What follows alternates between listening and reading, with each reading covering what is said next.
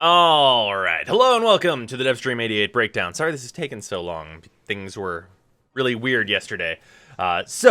First things first, let's just jump right into it.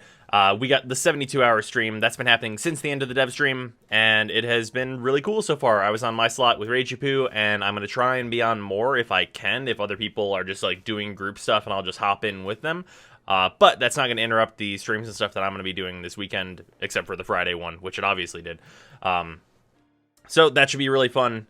All like the stuff for that's all like going to charity. It's going to Extra Life, which is really, really cool. So I would encourage you guys to go watch that. That's at twitch.tv/Warframe fan channels. So go check that out. Watch a bunch of the content creators you probably already like do some stuff.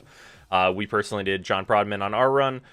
So that was a good time. Moving on though, they talked about Archwing a little bit. Archwing has been disliked. For a long time, and I think it was disliked more whenever they made the recent changes to it, even though I liked the changes to it to make it more sim-like. And they acknowledged on the stream that it currently falls apart whenever you're in tight areas because it's so floaty, and against tiny enemies, which is 90% of the enemies in Archwing. So there's going to be more changes to Archwing, which I'm glad that we can look forward to. However, I would like to remind everyone that Archwing still does not have customizable controls, and Lunaro does. So, maybe we could get that first. The customizable controls for whenever you're in Archwing, kind of important, because there's so much other stuff going on there, so maybe we could get that. Otherwise, for companions and such, we have the finished version of the Helmet's Charger. This is the in-game model. I think it looks kind of cool. This looks alright. I don't think this is going to change anyone's mind on whether they're going to use it or not. I don't know. I mean, the problem will still stand that this thing and all animal companions cannot use vacuum, so that's unfortunate. But the model itself does look cool, so there's that. Otherwise, we gotta look at the Chroma deluxe skin, and while the skin itself looks nice, I need you to look at this, because now this is a weapon. That is a weapon. I need this. Like, this skin up here, that's cool, whatever. This I need. That's Galatine size. That's a heavy blade skin. That's for all heavy blades. I need it. It looks so good. And also, like, it's partially, like, this is very Soul Calibur, very Monster Hunter. It looks so nice. And I cannot wait. I cannot wait for that to get in game. Otherwise, though, the actual skin itself looks like this. Which I think looks fine. It's not my favorite deluxe skin, actually, which is kind of surprising to me. I'm not a huge fan of, like, the flatness of the wings on the back, but otherwise it looks fantastic, looks good. I really like the helmet a lot. But yeah, that stuff is really awesome, and where this screenshot came from was the photo booth mode that's going to be getting added to the game. This looks really awesome. There's, like, a lot of, like, the filter options you would see with your displays and stuff on your ship. And there's just a lot of customizability there, and you can, like, spawn a tile, put enemies in there, like the Simulacrum style, like, just drop an enemy in, which is really awesome. The only thing that I would like to note is the thing that we hoped we were going to get with this, that they didn't say anything about, was the ability to share cosmetics, like what your color setup in it is and everything, with another player. So hopefully that stuff goes in. It wasn't mentioned, but it would be really, really awesome if you could, like, set this up and then send your color scheme, like, just share it on Twitter or whatever. That would be really cool. Also, there's a field of view slider there, so that gives me an excuse to, like, say, can we get a larger field of view in like actual Warframe?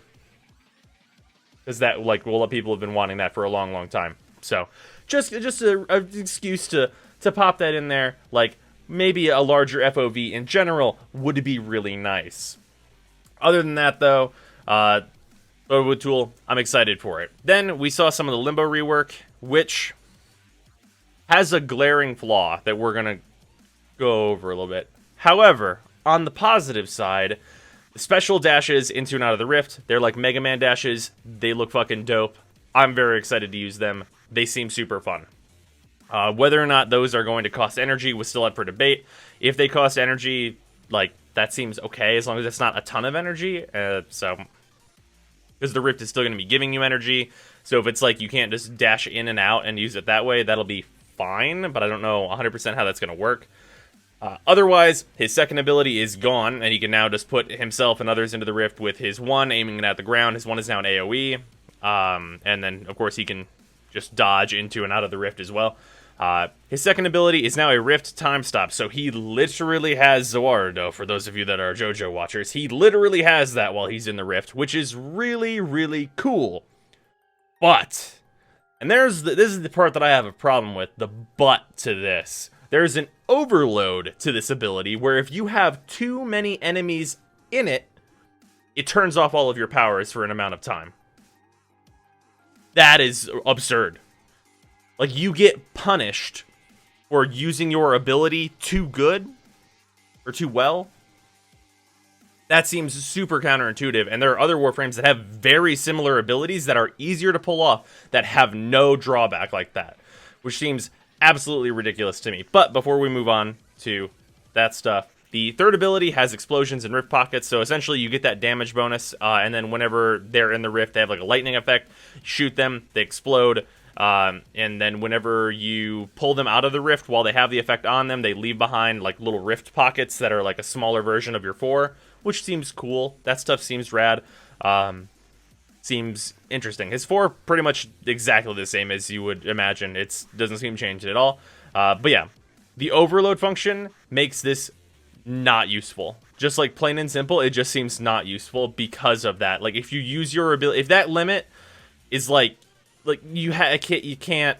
Why? I don't understand why there's a limit to it. We have abilities that are almost the exact same thing that are easier to do that don't have this. Like why would you shut yourself down for doing well? Like that's essentially a punishment because it's like now you did too good. Take a step back and also die because you're Limbo and you have no health. Which seems ridiculous. So I'd like to show that that is a real thing that literally exists. So let's look at this. This is Rhino. Rhino has his Rhino Stomp, and then in a like about 63 meter area for 9 seconds, he can literally do the same thing that Limbo is going to be able to do. Because he can just, let's take these XMI. Hit 4, and then time stop these guys. And Rhino's more survivable, and he has his buff. So like, this isn't like perfect time stop, of course, but like that hardly matters. Like he doesn't have a limit to how many people that can be trapped in this ability, and that's like the main takeaway from this. So like, I don't know. I don't know why like Rhino like he just gets to be a better version of Limbo. Like whenever Limbo is so much squishier and has so many requirements in order to pull his thing off. So that's just my 2 cents on that. Is that it seems like that functionality seems crazy. To give Limbo a downside for stunning too many enemies. Like, that seems really, really crazy to me. Whenever we already have Warframes that can just stun everything. Like, you've got, like, worldwide Banshee 4 that can just stumble everyone indefinitely. Like, that stuff already exists in the game, and I don't... Like, it feels like Limbo is going to be pre-handicapped before he even comes out. But yeah, that's just my 2 cents on that. Also, to go over some things in here, well, like we were just talking about, controls... No Archwing customizable key bindings. We have Lunaro customizable key bindings. That's the thing I was mentioning earlier. Also, under display, this field of view only goes up to 78. Like, can this just go like to about here? I'd really love it, and I'm sure a lot of other people would as well.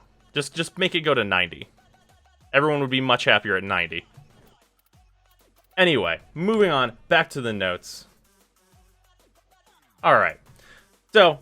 There's that stuff. Moving on, though, we've got some things that I'm very excited about. So, we've got the Waypoint rework, which they showed during... Well, they were showing off Limbo, and then they mentioned the Waypoint rework, and I was noticing it, and it seems great.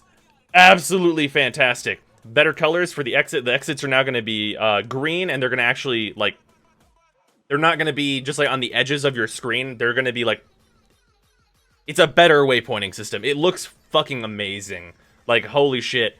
A huge improvement. Like, basically, I think it just looks like it's just gonna fix all of, like, the map problems where you open your map and it's like, where the hell does this want me to go? It looks like it's just gonna fix all of that shit. It looks fantastic. I'm I cannot wait for that. It looks way better than the Limbo rework, like, for real. The Limbo rework seemed, like, kind of neat. This seems, like, vital. It looks really, really awesome. I'm very excited for that to be done, because it's going to make the game a lot cleaner, just in general. It looks absolutely great.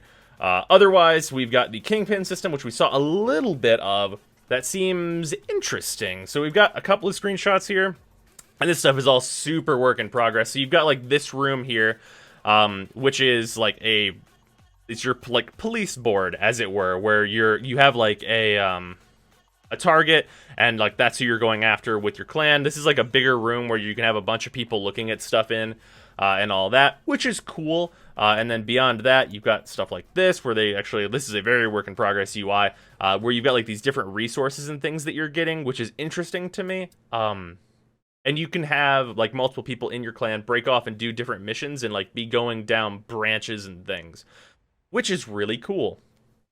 That being said, it'll be interesting to see how they balance this for the different sizes of clans, but what they showed, I'm excited about, personally.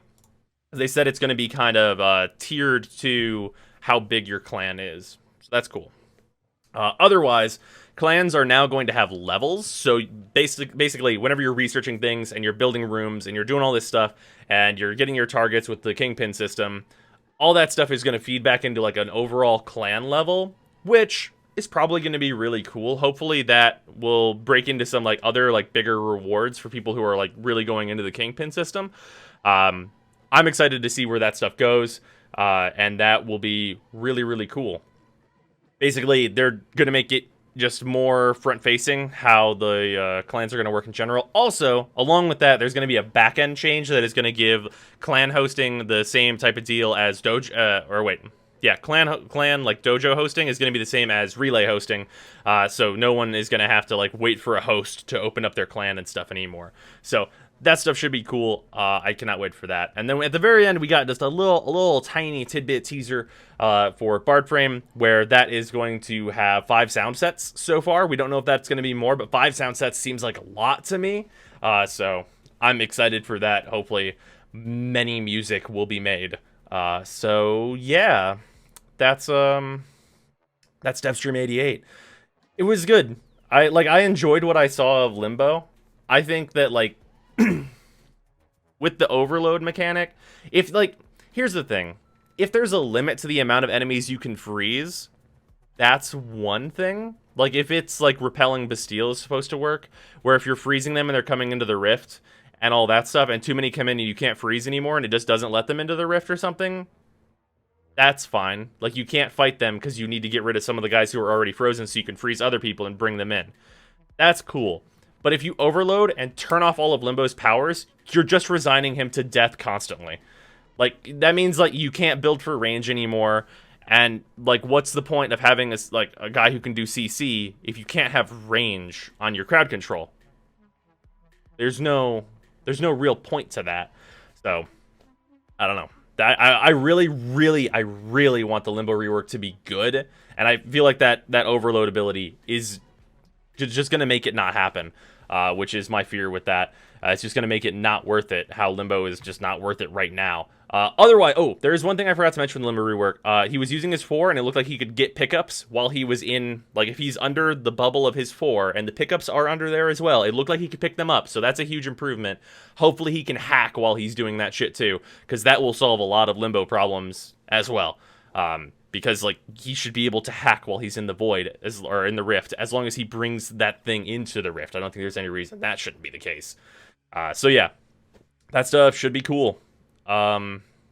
Hopefully it is, basically. The Kingpin system, the Waypoint rework, that stuff seems fucking great. I don't see how that could, like the Kingpin system, barring it having terrible rewards, I don't see how it could go wrong at this point, because it seems pretty well thought out, honestly. And the Waypoint rework looked amazing. So yeah, that's been Devstream 88, and I will see you guys later. So, along with that, actually, seeing you guys later, the stream that would normally be today on Saturday is going to start much sooner. So, if this video is up, I'm probably right about to start streaming, and it's early AM right now. So, it's going to be a big, long stream for me today to make up for me not streaming yesterday. So, I hope you all come out, hang out, enjoy that, and if you don't, then I'll see you all tomorrow.